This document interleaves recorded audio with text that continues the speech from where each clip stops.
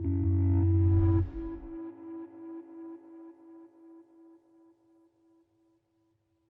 hoje aqui no Movimento Online, a gente vai conversar com o médico endocrinologista Dr. Tiago Gatto Bastos, em mais uma entrevista da série de entrevistas do Movimento Saúde. Você já sabe, sempre aqui no Movimento Online, trazendo a palavra de especialistas das diversas áreas da medicina nesses tempos de pandemia. Dr. Tiago, boa tarde, muito obrigado por falar com o Movimento Online. Começo te perguntando um pouco do trabalho do senhor e o que mudou nesse trabalho a partir do momento em que a pandemia do novo coronavírus foi decretada. Boa tarde, Lucas. Boa tarde aos seguidores aí do Movimento Online. Agradecer o espaço, a oportunidade. Para mim é uma honra, espero ser útil aí nas palavras. Eu tenho graduação em medicina no Rio de Janeiro e fiz a minha primeira especialização em cirurgia geral aqui em Minas Gerais, onde eu resido e trabalho até hoje, há 15 anos. Daí eu fiz uma pós-graduação em endocrinologia, medicina de família e ortomolecular na prática clínica diária.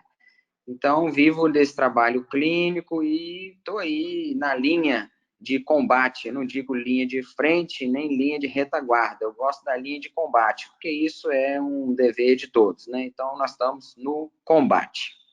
Doutor, quais foram as principais mudanças na sua rotina enquanto médico endocrinologista nessa questão do coronavírus? Consultas, procedimentos, mudou o que na tua rotina, doutor?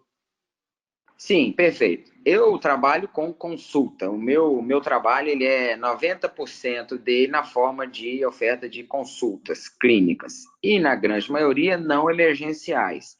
Eu até tenho a demanda emergencial e isso foi um paradigma para mim nesse momento, mas a grande maioria das minhas consultas são consultas programadas, o que não significam adiáveis, porque o meu paciente tem um perfil de cuidados que é praticamente contínuo.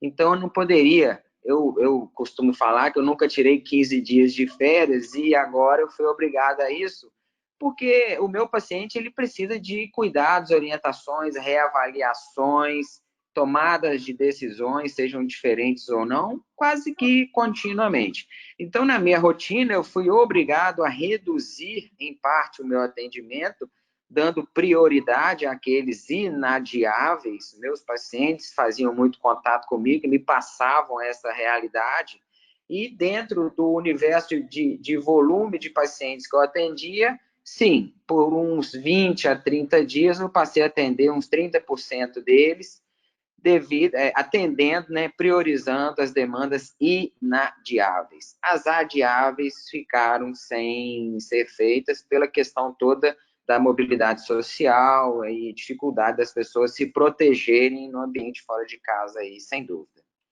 Doutor, nós estamos agora no momento já com mais de 70 dias de isolamento social no Brasil, desde março, já estamos em junho. Como que o senhor tem lidado após esses 30 dias, 60 dias iniciais da pandemia? O senhor falou dessa diminuição. O que mudou no protocolo e como está sendo esse início da volta das consultas presenciais? Com que frequência, com qual protocolo isso vem acontecendo no caso do senhor? Essa questão, como é um assunto extremamente complexo e novo para todo mundo, acaba que há uma variedade de conclusões e uma variedade de recomendações, né? A coisa partiu muito para o local. Eu, particularmente, trabalho em clínicas particulares, atendo em 3 cidades diferentes aqui na região, então, apesar de seguirem um modelo mais ou menos em comum, as prefeituras decretaram os setores de funcionamento ou não. As clínicas, inicialmente, foram afetadas por isso. Daí, há uns 15 dias, elas começaram a ser liberadas para funcionar em alguns locais, que foi o nosso aqui onde eu trabalho. Então, as recomendações do atendimento é que mudaram muito. O fluxo de pacientes diminuiu, a segurança dos pacientes é vista de forma diferente, é recomendado não levar acompanhante desnecessário, paciente de risco não precisa vir presencial, ele pode mandar alguém vir, por exemplo, para informar sobre o resultado de um exame, para mudar uma dose de medicamento, para renovar uma receita de uso controlado. o espaço físico da clínica foi reduzido a pouquíssimas pessoas aqui dentro. Então, assim que o coletivo permitiu o funcionamento, individualmente, os serviços de saúde se adequaram a isso. E é o que nós estamos fazendo até hoje. Doutor, muito se fala, eu conversei com alguns médicos já nesse período de pandemia e muitas áreas diferentes da medicina tratam o tema telemedicina, as consultas por telefone celular, por videoconferência, de forma distinta. Na área do senhor, qual é a sua avaliação sobre esse tipo de ferramenta e o senhor crê que a telemedicina por telefone ou por videoconferência, ela deve ser uma tendência a ser usada a partir desse momento da pandemia? Sim, foi bom você falar. Eu, particularmente, fiz uso da telemedicina, ainda estou usando em alguns casos. Me foi muito útil, é algo novo na minha vida profissional. Nesses 15 anos aí, eu não havia recorrido a esse instrumento antes, mesmo porque ele não era absolutamente regulamentado pelos órgãos até então. Algumas situações, por exemplo, os convênios de saúde têm alguns atendimentos por telefone, orientações, acaba que é uma telemedicina de uma forma diferente. Agora não, agora ela foi regulamentada, os órgãos governamentais, os conselhos profissionais liberaram o uso dela. Minha experiência é boa, é uma coisa que não pode vir de forma substitutiva ao atendimento médico convencional, obviamente, né? Quem já foi a um bom médico sabe o quanto é importante uma consulta médica bem feita, bem construída, né? O quanto que isso interfere na conduta, mas a telemedicina ela é muito útil justamente nessas situações onde a presença ela pode ser, sim, desnecessária. Vou dar outro exemplo, eu já falei aqui, um exemplo prático, uma troca de receita, um resultado de um exame, um paciente que já é seu, um paciente que você conhece o histórico clínico dele, e às vezes ele não tem essa necessidade de vir e deslocar até aqui, até por pertencer ao grupo de risco. Eu tenho uma série de pacientes diabéticos, e aí o grupo de risco no meu público de paciente é muito forte. Então, concluindo sobre a telemedicina, eu acho um instrumento muito interessante, honesto sob o ponto de vista ético, eu sou a favor da qualidade ética no trabalho, mas ela não pode ser vista como algo substitutivo da consulta médica, sem dúvidas, e nem algo que seja uma forma de trabalho um pouco mais barata em relação ao serviço médico, né? Que não seja vista sob o aspecto financeiro pelo custo mais baixo. Mas diante de necessidades e até de pontualmente casos que se beneficiam, eu não só sou favorável, como fiz uso nesse período e ainda estou em alguns casos, porque essa regulamentação ainda está vigente, apesar dela ser reavaliada aí em breve, se ela vai continuar sendo permitida ou não. Por mim, a avaliação da telemedicina ou do atendimento online é positiva. É isso, doutor. Falando um pouco sobre a tua área em específico, a endocrinologia, sobre o nosso sistema imunológico. Muitas pessoas se perguntam, atualmente na pandemia, sobre imunidade, sobre como está o meu sistema imunológico, como que isso está acontecendo. Antes de entrar de forma específica sobre o sistema imunológico, eu gostaria de perguntar para o senhor se houve um aumento na procura pelos serviços do senhor, por exemplo, de pessoas em dúvida de como é que está meu sistema imunológico, se eu estou preparado para o coronavírus, para outro tipo de doença. Houve um aumento nessa procura? Sim, houve, claro. Eu, particularmente, como eu te falei no início, quando eu me apresentei, a endocrinologia é o grande objetivo do meu trabalho, digamos assim, mas eu trago comigo a prática ortomolecular, que não é uma especialidade médica, e sim eu chamo de uma habilidade. É um conhecimento que, como tal, não ocupa espaço, pelo contrário, ele dá uma abrangência muito grande no trabalho do médico e do endocrinologista, mais ainda, porque são áreas muito afins. Então, esse termo imunidade, ele, para mim, particularmente, ele é corriqueiro no meu trabalho. Eu falo isso com o meu paciente diariamente, eu falo isso 20 vezes por dia, porque é dali que você tira a saúde do seu paciente, independente do diagnóstico dele. Então, mudou sim, respondendo à sua pergunta, a palavra imunidade veio à tona, felizmente, porque isso aí jamais pode ser subestimado em relação ao próprio diagnóstico, né? Uma doença, ela é grave a mais ou a menos devido ao estado da pessoa. A Covid-19, né, a agressividade da infecção pelo vírus corona é uma prova atual disso. Nós temos casos de todas as magnitudes, de todas as formas clínicas, e o grande preditor dessa gravidade é a imunidade, o quanto que o organismo está ou não eficiente para combater não só o próprio vírus, apesar disso ser uma coisa que é, assim, subjetiva, não tem como você prever o quanto que o seu organismo está combatendo um vírus num dia ou no outro dia, mas principalmente as repercussões clínicas que isso provoca. Elas sim nos adoecem. Nós adoecemos das repercussões clínicas que os vírus, que a infecção viral provoca no nosso organismo. O pulmão é afetado porque para de chegar oxigenação e circulação sanguínea. Não é o vírus que entope a veia. O vírus inflama, o vírus perturba, e o nosso organismo se torna frágil diante disso. A palavra imunidade, ela ganhou notoriedade. Todo mundo quer isso agora. Mas eu, particularmente, modéstia à parte, eu falo isso de maneira repetitiva com o meu paciente, mesmo porque o grande nicho do meu paciente, a endocrinologia, lida com doenças que, se forem vistas de uma forma um pouquinho diferente, na verdade, elas são sintomas inflamatórios. A obesidade acontece porque a pessoa se inflama, a imunidade dela está distorcida. Diabetes é uma doença que leva a um estresse inflamatório, imunológico tremendo. Tanto é que o diabético, todo mundo sabe que o diabético reage mal às infecções. Então, mais do que nunca, a imunidade ela tem que ser prioritária, mais do que o próprio diagnóstico, porque é ela quem vai nos fazer grandes ou pequenos diante do que está nos agredindo aí na doença. É isso, doutor. Uma outra questão que surgiu muito com a questão do coronavírus, da Covid-19, foi a questão dos grupos de risco. O senhor citou aí os diabéticos, as pessoas com obesidade e algumas dessas comorbidades que têm ali uma certa reversão, como a obesidade, como, por exemplo, os fumantes que podem parar de fumar. Muitas pessoas correram atrás disso de forma muito rápida.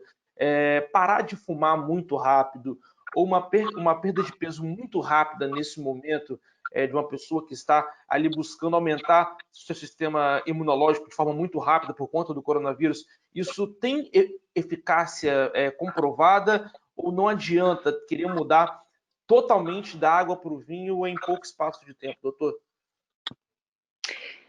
É interessante. Eu tenho dito aos meus pacientes que eu estou bonzinho demais, que não é hora de cobrar muita mudança, né? Seria um pouco de incoerência por exemplo, vamos falar do tratamento de controle do peso, e seria uma demagogia minha exigir que uma pessoa tenha a mesma qualidade de alimentação e a mesma assiduidade de exercícios físicos diante dessa realidade aí de mais de 2 meses de retaliação, de contenção de mobilidade. Então, é pouco provável que alguém consiga emagrecer rápido durante esse período. Isso aí eu acho que é muito pouco provável. Eu, por exemplo, não vi ninguém. Eu estou parabenizando meus pacientes voltando com o mesmo peso, 1, 2 quilos a menos, porque e aí eu trago a minha vivência pessoal, não está fácil para a gente manter os bons cuidados com a saúde. Eles é que te farão bem nesse período. Cuide bem da sua saúde, alimente-se bem, tome bastante líquido, continue evitando os alimentos que não são bem-vindos ao nosso organismo, não nos inflamemos, não tenhamos uma rotina alimentar absolutamente deliberada diante disso tudo. Eu acho que, independente de ter ganho ou perdido 1 quilo, eu acho que os cuidados com a saúde é que vão ser mais importantes. Mas, assim, emagrecer muito, eu acho pouco provável. Ninguém emagrece muito fazendo bem pela saúde. Nós temos que ter um outro espaço para falar sobre isso depois. Ainda mais nesse momento. Então, eu acredito mais em continue cuidando bem da sua saúde, porque mais do que nunca ela conta com você. É isso, doutor. Ainda sobre essa questão imunológica, muitas receitas, muitos tutoriais pela internet ensinando receitas de vários componentes juntos que aumentam a imunidade, que até são remédios contra o coronavírus, são vendidos dessa maneira. Eu te pergunto de forma objetiva, doutor, existe alguma receita que eleve a imunidade a um nível muito alto e que esse nível até consiga chegar a ficar imune do coronavírus? Isso é possível?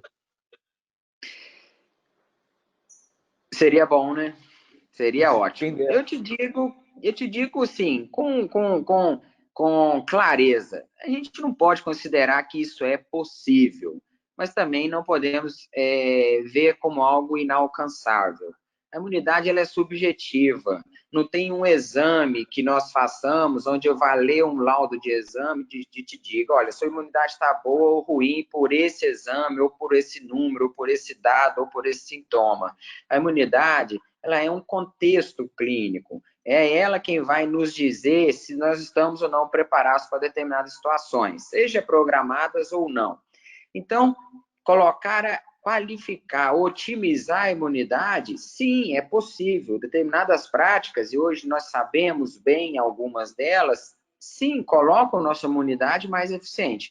Mas respondendo a sua pergunta, como você pediu de forma objetiva, alguma receita para colocar a imunidade, talvez até em níveis imunes? Não. Se eu dissesse isso, eu estaria sendo muito simplório aí na minha colocação, mas que ela pode ser bem estruturada de forma ativa, a gente sabe como fazer isso, não tem a menor dúvida. Pode auxiliar no processo, mas não resolver todo o problema, não é Exatamente. isso? Exatamente. Doutor, ainda para a gente, já para ir para a parte final da nossa entrevista, em relação aos cuidados gerais, a gente falou muito sobre uma boa alimentação, bons cuidados, manter uma boa saúde.